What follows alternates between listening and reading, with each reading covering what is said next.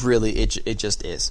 A low-level TC is the biggest waste of food imaginable, especially when there's a Demon Hunter in there and he really only gets off one shockwave, and you're like, wow, 65 damage.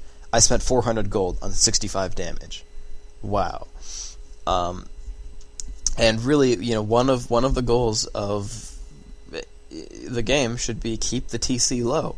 And a lot of things, worked out, maybe unplanned, but worked out for me, in that, I stole a bunch of his creeps, and items, I harassed, pretty well. Like, the first push went well and knocked out a bunch of his units, so we couldn't creep anymore. Like I said, the orc heroes are more important, and so if you just fight battles where, okay, both players lose units, but there's no power creeping, that's better for you. But you always have to be really, really worried about raiders and stuff. I mean, pretty much the only sort of strategy aspects going through my mind were, okay, balance it out so you actually get to 50 food, or you have at least 3 of every kind of unit of Dryad, Dot, and Huntress. Otherwise, you sort of balance out whatever you have money for. I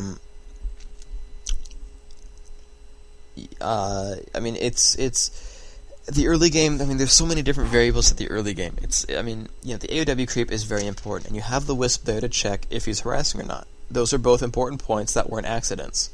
AOW creep is a very good idea. It's risk-free. I got the first 2 creeps and got the item before his Blademaster could even hope to come anywhere near my units. He had no way of stealing that. And then the Wisp came at the right time to say, okay, yeah, I lost a Wisp to a detonate. Okay, fine. But it's a lot better than having an Archer ensnared and the Blademaster show up and kill it. That is far worse. I would rather, lose 60 gold and detonate him, and then he windwalks right after, so he's down 100-something mana, than to lose an Archer. Just period. I didn't need extra wood this game. I just, had an extra Wisp. Okay, fine. And, then I got to back off. And then, the hard part comes in trying to keep your units alive. Now, he did a fast shot build instead of, fast grunts. If he had grunts following his hero, which I would have seen with the Wisp, I think, or at least with the Demon Hunter running across the map, I would have camped my archers with the DH. And yeah, I might have lost an archer or something, but I would have, burned all his mana away, focused the grunts down, make him spend some money healing at least, and then, make a stab for the boots and keep trying. The early game is all just, focus very much on your defense. If you're getting attacked, your defense is much more important than your attack. I mean, if you have a Demon Hunter right-clicking a burrow, okay, yes, you might want to check back if you're getting, if you're getting surrounded or not. But the Demon Hunter is going to keep hitting the burrow no matter what happens. The difficult part is keeping your archers alive against a Blademaster, or whatever it is. Your defensive micro is more important because your units will always attack if you let them alone.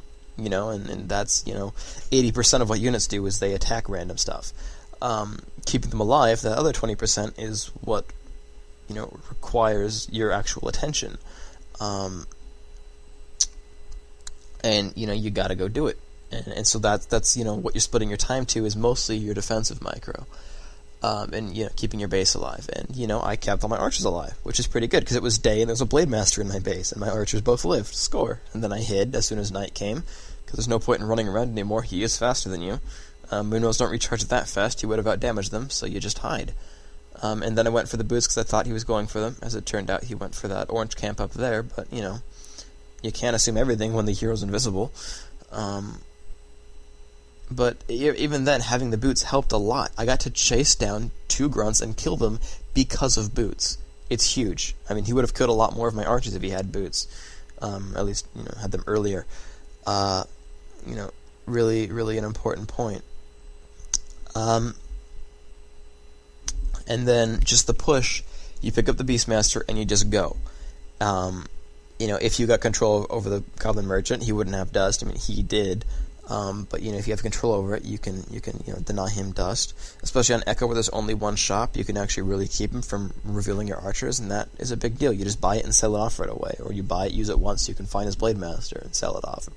There's a bunch of things you can do with it. You can sell it off, use it. It doesn't really matter. It's only 75 gold down payment. Keeping your archers alive, slightly better than that. So let's see. The push. It's because, okay, fine, yeah.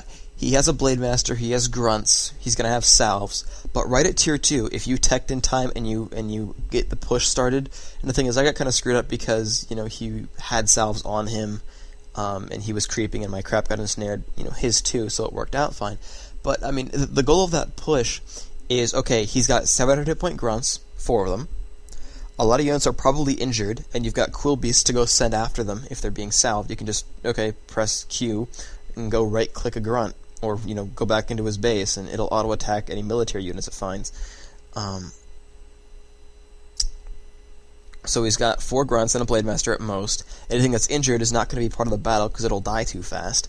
And if it is low, you just chase it with a DH and Quill Beast. Let your Beastmaster and Archers just chill where they are. That's generally the rule. If you're going to chase something, do it with the fastest units, being a Demon Hunter and also expendable units like the Quill Beasts. Running around Archers trying to chase a Grunt, bad idea. Beastmaster's too slow, and I mean, he's faster than a Grunt, but he's melee. You don't really want him chasing in the back of someone's base. But, I mean, this push shows up, and he's got 700 hit point grunts, because, he just hit tier 2. He doesn't have a hero yet. He's putting up his Bestiary and Spirit Lodge, and, in some cases, you'll catch his Bestiary and Spirit Lodge, and you can kill them off. Most orcs have very, very little lumber right at tier 2. They can barely afford everything they need. A hero, 100 wood, grunt upgrade, 150, Bestiary, 150, Spirit Lodge, 140. It's a lot of lumber you're spending all at once. Like, what, 550? It's a lot of lumber you're spending all at once. You need stacked up, and you've got to, okay, let's do this. And if you make him cancel a few times, that number is going to drop. The amount that he has is going to drop, and maybe he won't get it up in time. And, that can really matter.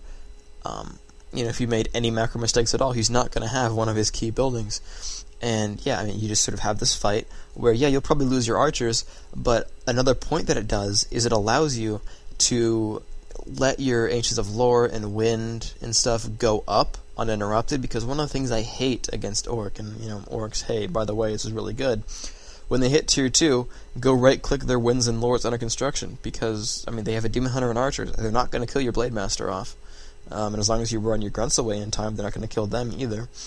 But him being stuck without, with just archers and huntresses for an extra, 2 minutes, I mean, even if you could even, get it for that long, I mean, even for, 30 seconds or a minute, that you say, hey, I've raiders and ensnare, and you don't even have a Dryad yet, I win.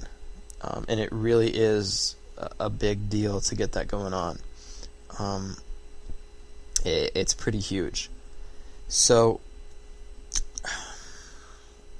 you've got him distracted away from your base. If he's got anything hurt, it can't fight, which means he's going to have probably less than 4 grunts. Any damage you deal to something means he's going to have to pull it back and heal it. And again, there's the whole, hey, let me send a Quill Beast after it.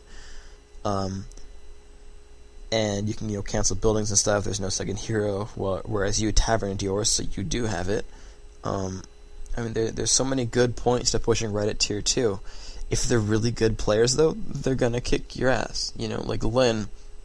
I can't tier 2 push Lyn. He's too good. He's like, hey, I've got a Blade Master with boots and a healing potion.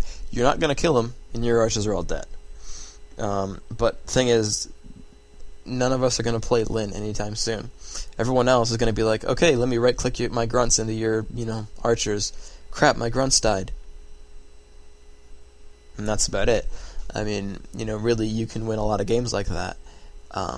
And you just have to be careful about when you have to run back. Other than that, you just go back up to 50 food, you keep fighting.